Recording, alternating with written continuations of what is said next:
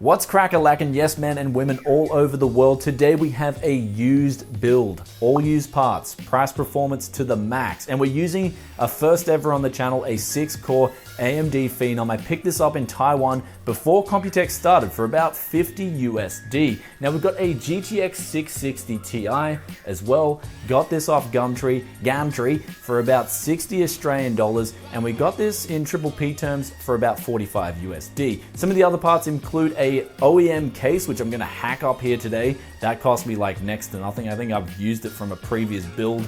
So we're gonna count that as pretty much for free because you can get one of these, I'm sure, anywhere in the world for nothing. Nobody wants them. And we've also got 8 gigabytes of DDR3 memory. Picked this up for around $20. A cheap used hard drive for around $8. And we've got a power supply which I picked up for free and I cleaned up in my 200K special. So without further ado, let's mutilate this case and fit all these parts in and get the build ready.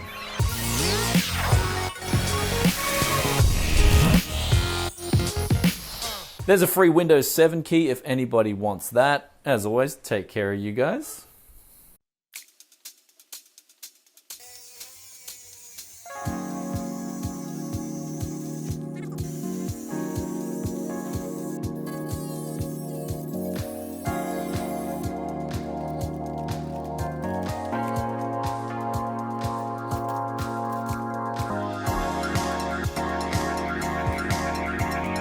So I've pulled all the rubbish out of this build. You can see here there's just a bit of crap that came off the PC itself. So another really cool thing I pulled out of this build is an 80 plus bronze Delta Electronics power supply. Now something like this would be really good in a home theater PC, so I'm going to keep hold on this thing and see if I can use it in a future build. And now moving back to the case itself, we've got the hard drive in the bottom bay, we've put that back on, and we've pretty much got a bare bones setup so we can practically start building this thing now. And if I come into any hurdles, I'll let you know how I overcame them.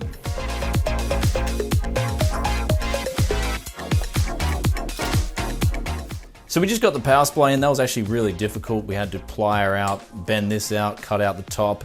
And then here we've got this piece hanging out. So for you car enthusiasts, you can even have a rear spoiler on your PC case now. It is possible.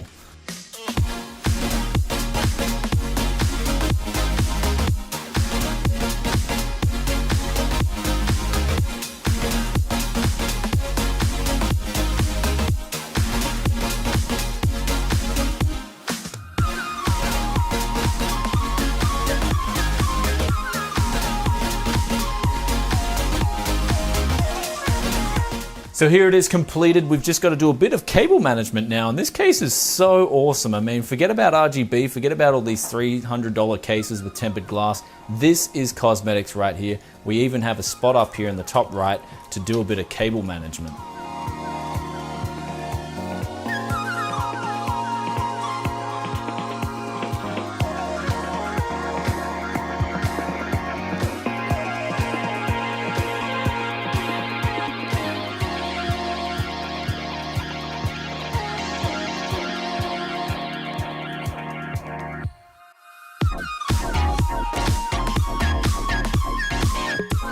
Yes, City 110%. And I'll actually turn it off because it's noisy. Okay, so that's much better. Now, a lot of you guys have been following the channel for a long time will know that this build here incorporates the heart and soul of tech. Yes, City 110%. It's all used price performance, and the performance is pretty good, especially for the money I paid. Now, this thing set me back 125 US dollars roughly, or about 160 Australian dollars when I tallied up the costs. And honestly, for the money, it performs really well. I was actually surprised at the performance after I overclocked it, and that's a big thing here. After I overclocked it. Before I overclocked it, I actually couldn't even get into the BIOS and change settings. I went into the BIOS, but apparently it had an OEM BIOS. The motherboard's actually called the CM1630.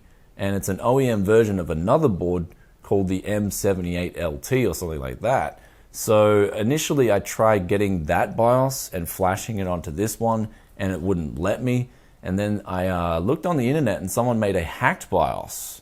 And so I initially tried to flash that through Easy Flash 2 and it didn't work. I was like, oh no, I have to overclock, because when I started testing this thing out initially, non-overclocked on PUBG, the performance was pretty bad. It was like, it was okay, it could run the game, but it was running at like 30 to 40 FPS. And then in a gunfight, it just choked out on me. And that's really unacceptable, especially for people who want to play games like multiplayer games like PUBG. So I went back to the chopping block. I got AFUDOS.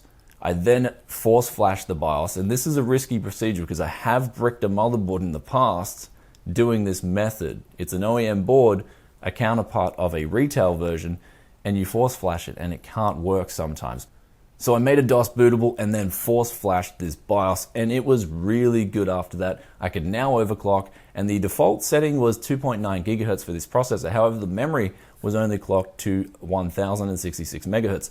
So I overclocked the memory to 1600 megahertz on all 4 sticks, overclocked the CPU to 3.5 gigahertz. Now this is a stock fan, and I wasn't sure if this thing was going to handle it or the motherboard. And after I did it, I was actually really surprised. The CPU was thinking that it was hitting 128 degrees all the time, so the fan just ramped up full speed, and the performance was actually really good. We're getting over 500 points in Cinebench, really impressed with that. Went back into PUBG, and now this PC was performing really well. I was getting over 50 FPS, so 50 to 60 FPS, and furthermore, in gun battles, it wasn't choking anymore. So PUBG, really good. This is 1080p. Medium settings. So after that, I also decided to overclock the graphics card a little bit. Now this is a 660 Ti, and honestly, for the price I paid, it is a bargain. I mean, 45 USD, and I overclocked it on the core about 110 megahertz, and also on the memory about 300 megahertz. Now this in Firestrike got me a graphics score of over 6,500 points. Now that's actually really good. A 1050 Ti, for example, gets around 8,000 points, and that's a $150 graphics card. So this thing for $45 is performing exceptionally well. This card's a really old card as well. I think it's like 4 years old now. It does only have a 2GB frame buffer. The 1050 Ti has a 4GB, but you can definitely micro that 2GB V buffer in today's games. And when we went into Dota 2 and started microing those settings, so 1080p high settings, we were getting 100 FPS. We switched over to CSGO, over 200 FPS, 1080p again on high and low settings, on DDoS 2, and then we moved over to F1 2016, a really recent title. I decided to set it to medium settings, and now this is actually a pretty well optimized game, and I was getting over 70 FPS on average on this game. So I was actually really impressed by the numbers this thing was pulling out, and I know there's one game that a lot of you guys are going to ask me to test, and that's GTA 5. So I decided to test that out, 1080p normal settings, and I was happy to report this thing was smooth at all times, 60 to 90 FPS. Now the old Phenoms are actually really good CPUs. I came into this wanting to test it out, especially against those 4-core Xeons that are 8-threaded, the X3450s. I know they're a very popular choice, but I will say this, if you can get a really cheap AM3 motherboard and a 6-core Phenom, they do perform exceptionally well in today's games, especially for the money. I paid $50 for the motherboard, CPU, and also the cooler. And that's a really good bargain in my opinion, because you have to overclock this thing though to get really good numbers out of it. But once you overclock it, the gaming performance is actually really impressive. So good old Phenoms are still valid in a lot of today's titles if you're willing to overclock.